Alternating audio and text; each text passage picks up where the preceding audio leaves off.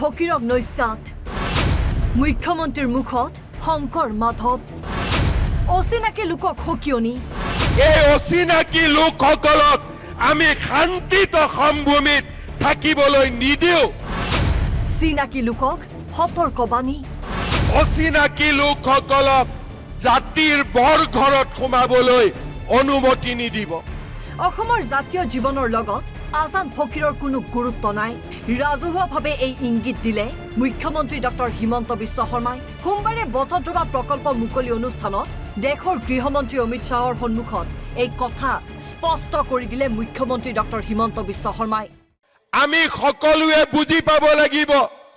যে আমাৰ গুৰু শংকৰ আৰু মাধৱ আছিল শংকৰ আৰু আজান ফকীৰ নাছিল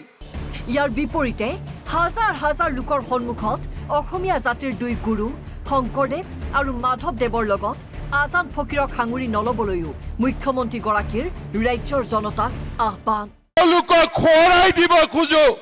মহাপুৰুষ শংকৰদেৱ আৰু মাধৱদেৱ আমাৰ গুৰুজনা তাৰ লগত আন কোনো নামৰ সংলগ্ন কৰা নহব আন কোনো নাম জড়িত কৰা নহব শংকৰ মাধৱ আমাৰ জাতীয় জীৱনৰ প্ৰাণ প্ৰতিষ্ঠাতা আৰু সূৰ্য আৰু চন্দ্ৰ থকালৈকে শংকৰ মাধৱ আমাৰ গুৰু দুইজনা আমাৰ মাজত জীয়াই থাকিব একেখন সভাতেই পুনৰ মুখ্যমন্ত্ৰীৰ মুখত চিনাকি অচিনাকি মানুহৰ প্ৰসংগ বেদখলকাৰীৰ বিৰুদ্ধে অভিযান অব্যাহত থাকিব আমি আপোনালোকক প্ৰতিশ্ৰুতি দিছো যে যেতিয়ালৈকে আমাৰ দেহত শক্তি থাকিব এই অচিনাকি লোকসকলক আমি শান্তিত সমভূমিত থাকিবলৈ নিদিও এই সংকল্প আজি বৰদোৱা থানৰ পৰাই মই ল'ব বিচাৰিছো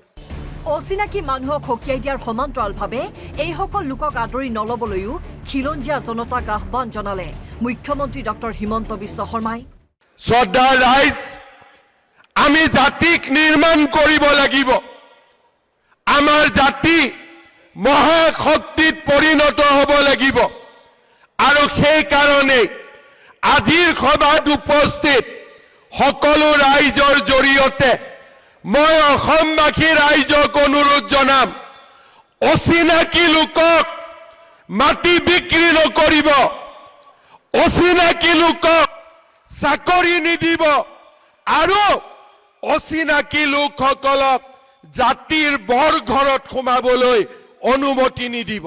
পিছে কাক চিনাকি বা কাক অচিনাকি বুলি মুখ্যমন্ত্ৰীয়ে পৰিচয় কৰাই দিলে সেয়া বুজিবলৈ কাৰো বাকী নাই পিছে কৌশলেৰে যে মুখ্যমন্ত্ৰীয়ে এই অনুষ্ঠানৰ মাজেৰেই 2026ৰ নিৰ্বাচনী ৰণডংকা বজালে সেয়াও প্ৰায় স্পষ্টভাৱে ধৰা পৰিল ব্যুৰো ৰিপৰ্ট অসম লাইভ 24